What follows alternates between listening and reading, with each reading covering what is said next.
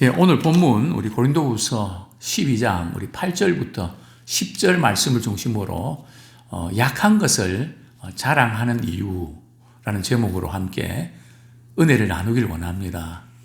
참 이 세상적으로 볼 때 약한 것을 자랑하다니 사실 그게 말이 안 되는 거거든요.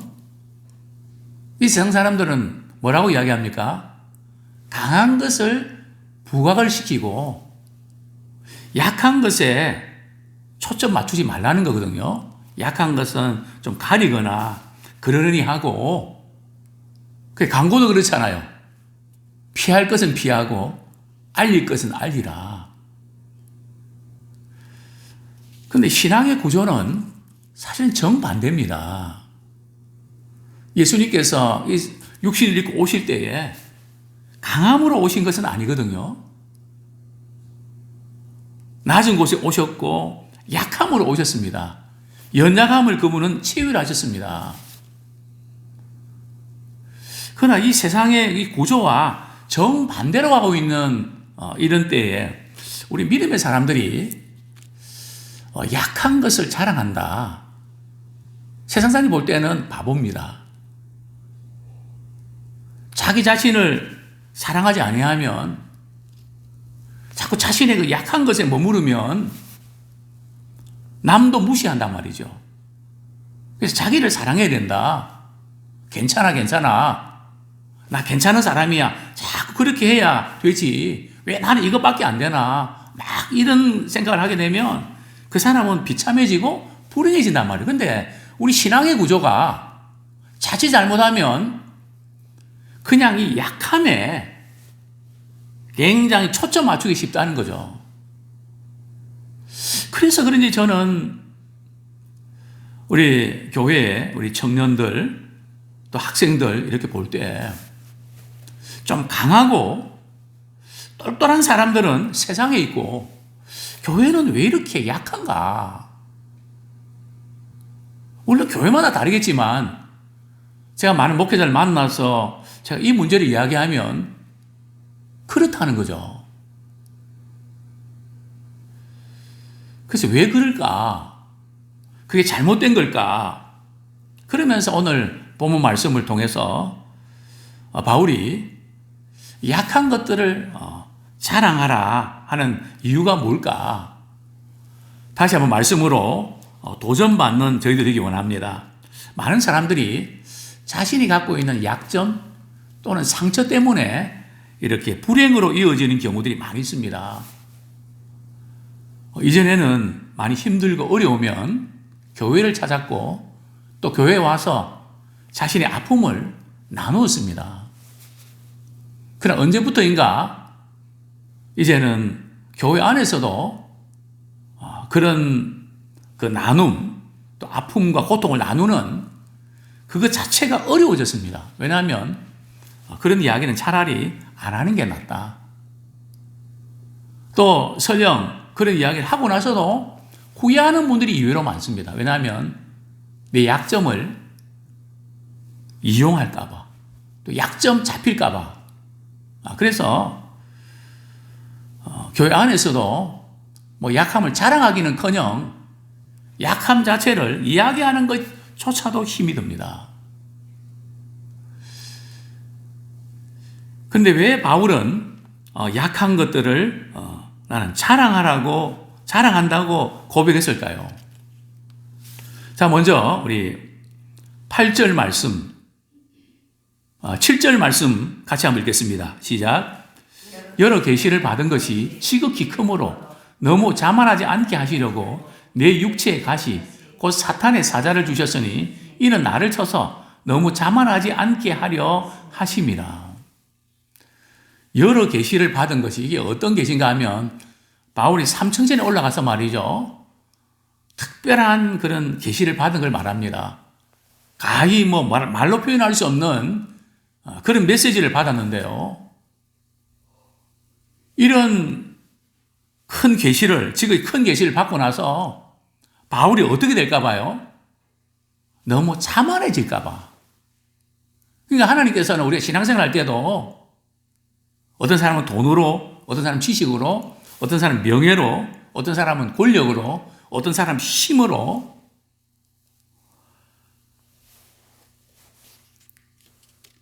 그것을 자랑할까봐 한 가지 이상의 가시를 다 주셨습니다. 그런데 그 가시는 우리를 겸손하게 만드는 끈아풀입니다. 그러니까 우리 가운데 말이죠, 한 가지 이상 가시가 없는 분들이 없습니다. 뭐 목회자인 저에게 가시가 없겠습니까? 또 우리 장로님, 또 우리 권사님께도 가시가 없겠습니까? 말을 안 해서 그렇지 쿡쿡 찌르는 가시들이 누구에게나 다 있단 말이죠. 기도 많이 하고 말씀에 순종하고 복음을 위해서 헌신했던 바울에게는 육체의 가시가 없었을까요? 있었습니다. 근데 바울에게서 이 육체의 가시는 사람들이 모르는 그 가시가 아니라 사람들에게 드러나는 가시입니다. 뭐 그 가시가 어떤 가시인지는 모릅니다. 물론 많은 분들이 바울이 안질 증상, 잘 눈이 보이지 않는 것 때문에 그것이 많이 힘들었을 거다. 어떤 분들은 간질 형상, 또 어떤 분들은 바울이 이게 성욕이 강해서 그것 때문에 굉장히 힘들었다. 뭐 이런 여러 가지 많은 썰들이 있는데요. 뭐 정확한 것은 우리가 알 수 없죠. 어쨌든 바울에게서는 그 자신을 늘 쿡쿡 찌르는 육체의 가시, 심지어 바울은 이 육체의 가시를 사단의 사자라고 표현합니다. 그것은 참 자신이 목회하는데 사역하는데 장애물이 될 만큼, 아주 핸디캡이 될 만큼 정말 불편하고 자존심 상하고 정말 이것만큼은 없으면 좋겠는데 있었던 겁니다. 그래서 바울은 이 육체 가시를 뽑아달라고 몇 번씩이나 기도한다고요? 3번씩이나 기도했다가 한 번 기도해 본 게 아니라 정말 간절히 하나님 제발 이것만큼은 해결되면 좋겠습니다. 이 가시만 뽑히면 정말 좋겠습니다. 이 바울의 기도가 응답을 받았을까요? 못 받았을까요? 응답을 받았습니다. 근데 어떤 응답을 받았습니까? 바울이 원하는 응답은 아니었습니다. 주님이 바울에게 주시고 싶어 하시는 응답입니다. 그 응답이 뭡니까? 우리 9절 말씀 우리 같이 한번 읽겠습니다. 시작. 나에게 이르시기를 내 은혜가 내게 족하도다. 이는 내 능력이 약한 데에서 온전하여짐이라 하신지라. 그러므로 도리어 크게 기뻐함으로 나의 여러 약한 것들에 대하여 자랑하리니 이는 그리스도의 능력이 내게 머물게 하려 함이라. 주님께서 바울에게 어떻게 응답하셨습니까? 내 은혜가 내게 족하다. 바울이 이 예수님 말씀을 듣고 내 은혜가 내게 족하다 했을 때 바울이 그 말씀을 받아들이는 자세가 어땠을까요? 그렇구나. 육체의 가시가 그대로 있지만 은혜가 족하다. 은혜가 넘치는구나. 그렇게 받아들였을까요? 우리 같으면 어떻게 받아들일까요? 되게 섭섭해하고 주님, 제가 그동안 열심히 기도했는데 당분간은 조금 쉬겠습니다. 기도해도 뭐 별 볼 일 없는 것 같네요. 또 내 은혜가 내게 족하다 이렇게 할 때 어떤 분들은 말은 안 하지만은 주님께 대해서 불편한 마음을 가질 수 있습니다. 가만히 계시든지 내 은혜가 내게 족하다. 뭐 이런 거죠. 우리가 어떤 육체적인 질병 때문에 고통받는 그런 분에게 찾아가서 정말 하나님께 낫게 해줄 줄 믿습니다 하고 이렇게 기도했는데 병원에 가보니까 뭐 낫지 않고 뭐 그대로거나 더 안 좋습니다. 그럴 때 우리 성도들이 가서 집사님, 주님이 더 좋은 것 아마 주실 거예요. 이렇게 위로할 때 그 말을 듣는 분은 아멘으로 받아들일까요? 물론 어떤 분들은 아멘으로 받아들이겠죠. 그러나 어떤 분들은 좀 가만히 있지. 왜 안 그래도 마음이 아파서 그러고 있는데 자꾸 건드리냐고 오히려 상처받고 마음 상할 수 있지 않겠습니까? 그런데 우리 주님이 바울에게 내 은혜가 내게 족하다. 여기서 우리가 이제 기억해야 될 부분들은 우리의 기도가 우리가 원하는 대로 응답이 되지 않는다고 해도 또 육체의 가시가 뽑히면 좋지만 그대로 있는 상태에 그것도 은혜일 수가 있다는 겁니다. 우리가 원하는 대로 안 되면 은혜가 아니고 우리가 원하는 대로 돼야 은혜라고 생각하는 경향이 있습니다. 근데 그렇지 않습니다. 우리가 원하든 원치 않아든 우리 주님이 주시는 것은 모든 것이 다 은혜입니다. 왜 그럴까요? 오늘 본문에 보면 왜 그런가 하면 이는 내 능력이 약한 데서 온전해집니다. 주님이 우리를 다루는 방식은 말이죠. 우리가 약할 때, 즉 우리가 겸손할 때 우리는 주님을 의지합니다. 그때 그리스도의 능력이 우리 가운데 머물게 되죠. 이것이 주님이 일하는 방식입니다. 근데 우리는 어떻게 생각하는가 하면 주님 제게 오라고 하는 것이 있는데 오를 이렇게 좀 보태서 10으로 만들어 주십시오. 우리는 그렇게 기도한단 말이죠. 근데 주님은 어떻게 하시나요? 내가 지금 오를 갖고 있는데 오를 더 해달라고 그랬는데 지나가 보니까 4부로 줄어들었습니다. 조금 지나가 2로 줄어들었습니다. 나중에 다 없어졌습니다. 주님은 그렇게 일하신단 말이죠. 주님은 우리 것에다가 말이죠. 주님의 것을 보태서 일하지 아니하시고요. 우리 것을 비우고 주님의 것으로 채우기를 원하십니다. 제가 이렇게 무한 잉크 고장이 나고 그러면 이렇게 잉크 들어간 튜브에 말이죠. 잘 안 쓰면 굳어져 갖고 막히거든요. 그러면 주사기를 가지고 이제 이렇게 빨아들입니다. 그래서 이제 잉크 흐르게 하는데요. 근데 주사기에 공기가 들어가 있으면은 공기를 빼야 됩니다. 주님이 일하신 방식도 우리의 욕심을 말이죠. 빼고 주님의 것으로 채우기 원합니다. 왜냐하면 우리 것이 있으면은 그게 제대로 먹히지가 않습니다. 그래서 신자의 삶은 우리가 원하든지 원치 않든지 참 주님 앞에서 우리의 부족함을 인정하고 정말 주님의 도우심이 없으면 저는 아무것도 할 수 없습니다. 주님 도와주세요. 그렇게 매달리면 주님의 능력이 나타납니다. 주님은 그렇게 쓰시거든요. 그렇기 때문에 우리가 신앙생활 하면서 기도하는 것은 대단히 중요합니다. 기도는 다른 게 아니라 내 힘으로는 안 됩니다. 주님의 도우심이 절대적으로 필요합니다. 주님께 매달릴 때 우리를 통해서 주님의 능력이 나타납니다. 그래서 우리 주님은 바울에게 너가 원하는 대로 안 됐지만 내 은혜가 내게 족하다. 내 능력이 약한 데서 온전해지기 때문에 그렇다.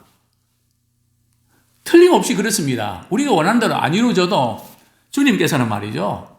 다른 방식으로 엄청나게 보상해 주십니다. 이것 때문에 너무 아프고 많이 힘들었지만 마음이 너무 상했지만 더 그것 때문에 주님을 가까이 하고 주님께 매달리면 그것을 통해서 주님의 능력이 나타나고 또 주의 영광을 드러내는 기회로 삼을 줄로 믿습니다. 오늘 성경이 이렇게 말씀합니다. 그러므로 도리어 크게 기뻐함으로. 자신이 원하는 방식대로 육체의 가시가 안 뽑혔지만 바울은 어떻게 받아들입니까? 도리어 크게 기뻐합니다. 마음이 상해서 섭섭해서 말이죠. 그냥 참고 막 그냥 억지로 말이죠. 괜찮은 척 그렇게 하는 게 아니라 우리 하나님이 어떻게 일하실지를 알기 때문에 오히려 크게 기뻐합니다. 뿐만 아니고 또 어떻게 합니까? 나의 여러 약한 것들에 대해서 어떻게 한다고요? 사랑을 한단 말이죠. 오늘 교회 안에서 우리가 시험 들었다 하는 이 모든 것들이 어떤 것일까요? 우리 약한 것들을 누가 건드릴 때 참지 못해서 그런 건 아닐까요? 뭐 자존심의 문제일 수도 있고, 또 내가 가장 힘들어하는 것을 건드려서 그럴 수도 있고, 그냥 내 약한 것들, 나는 참 이런 부분이 많이 약합니다. 그걸 인정하고 받아들이면 되는데, 제가 늘 그런 말씀 드리지 않습니까? 난 몸이 좀 너무 이렇게 살이 찌고 이래서 참 돼지 같아.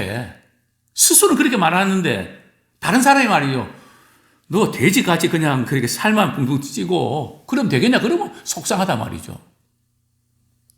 뭔 차이입니까? 내가 그렇게 생각하면 괜찮고 남이 그렇게 말하면 자존심 상합니까? 그러니까 바울은 그냥 약한 것들 난 오히려 자랑한다. 그 약한 것들 자체가 뭐 자랑스럽다는 게 아니라 내가 약한 것들을 자랑하는 만큼 더 주님 의지하고 그리스도의 능력이 머무는 기회가 된다는 겁니다. 자, 여기에서 우리 그리스도인들이 두 부류가 있습니다. 어떤 분들은 은혜 받고 축복받은 것을 자랑합니다. 즉, 강함을 자랑합니다. 개인적으로, 교회적으로, 또 사업하면서 하나님 이렇게 해서 이렇게 내가 축복받았습니다. 간증하는 거 귀한 일입니다. 그러나 바울은 그런 것을 자랑하지 않는다는 거죠. 그것을 자랑하기보다는 주신 것 가지고 서로 나누고 섬기고 복음을 사용하는 거지. 내가 이렇게 그냥 복을 받았습니다. 어떤 분들은 뭐 이렇게 막 그냥 받은 은혜와 복을 막 자랑하면 그 이야기를 듣고 상처를 받습니다. 뭐 좀 나눠주든지 뭐 하려고 자랑하는데 왜 그런 이야기 하는데? 즉, 교회도 마찬가지입니다. 적은 교회 목회자들 모아놓고 말이죠. 할 때, 나 이렇게 해서, 이렇게 해서, 이렇게 복을 받았다. 물론, 하나님 복 주신 거 맞습니다.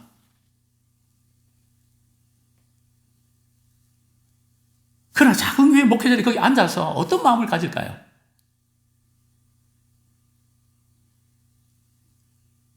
우리가 교회뿐만 아니라 개인도 마찬가지죠. 우리는 그것을 자랑할 것이 아니라, 복 받은 것을 자랑할 것이 아니라 그 주신 복을 가지고 나누고 섬기는 묵묵히 그런 우리의 도구로 쓰임 받기를 원합니다. 물론 그것을 받은 간증을, 은혜를 자랑한다는 게 잘못됐다는 게 아닙니다. 우리가 자칫 잘못하면 우리의 강함을 자랑할 수 있다는 거죠. 그것은 교만으로 이어지고 결국은 하나님의 은혜가 떠나버린단 말이죠. 바울이 왜 약한 걸 자랑하는가 하면, 약한 것을 자랑하면 그 겸손한 거거든요. 겸손은 한 자에게 하나님께서 은혜를 주십니다. 근데 문제는 많은 그리스도인들이 자신의 약함을 자랑하는 것이 아니라 자신의 약함 때문에 상처를 받고 약함에 머물러 있다는 거죠. 우리 그리스도인들이 자신의 약함에 머물러 있으면 불신자보다 비참하게 살 수 있습니다. 물론 신자와 불신자가 비교해서 믿는 것이 그럼 잘못인가? 그게 아닌데요. 다만 우리가 살아가는 모습에 있어서 불신자들은 오기를 가지고 말이죠. 힘들어도 버티고 해내거든요. 그건 우리는 약해 빠져갖고 말이죠.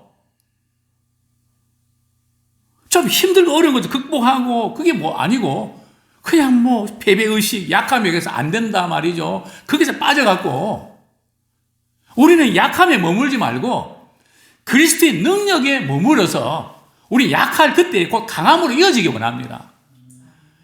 약하면서 더 약해지는 그런 신자가 아니라 비록 우리는 약하지만 더 주님을 의지하면서 그리스도의 능력을 힘입고 강해지는 믿음의 사람 되기 원합니다. 그래서 우리는 우리 약함을 자랑하는, 늘 저희 부모님이 그런 말씀하셨습니다. 제가 상을 받고 좋은 성적을 거두고 제가 잘한 것을 이야기하면 늘 주시는 말씀이 절대 교만하면 안 된다. 겸손해야 된다. 그걸 늘 강조하셨습니다. 근데 참 저도 모르게 교만해지는 그런 모습들을 많이 발견합니다. 그래서 바울이 교만하지 않도록 하나님께서 육체의 가시 주셨다. 그래서 우리는 육체의 가시를 불행으로 생각하지 말고 우리 하나님 나를 사랑하지 않는다고 생각하지 말고 오히려 그것 때문에 더 믿음이 강해지는 더 주님 의지하는 믿음의 끈앞풀이 되고 또 주님을 의지하는 믿음의 통로가 되기를 원합니다.